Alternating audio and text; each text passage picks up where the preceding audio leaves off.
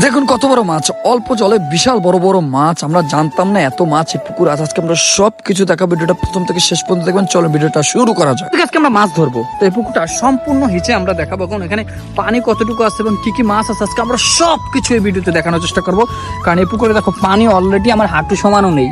তো এখানে দেখো মাছ ধরার জন্য মাছ আমার মনে হয় না আছে, কারণ দেখো মাছ ধরার জন্য কত বড় পাতিল নিয়ে আসছে দেখতে পাইছো।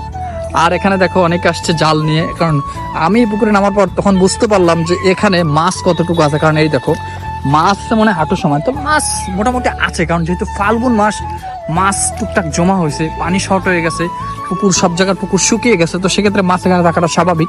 কিন্তু আমরা দেখি, আমরা যখন এটা সেচ করবো, সেচ করার পর দেখতে পারবো আদৌ মাছ আছে কি নেই। চলো গাইস, আমাদের মাছ ধরার জন্য সর্বোচ্চ চেষ্টা চলছে, সব ধরনের প্রক্রিয়া চালু রয়েছে।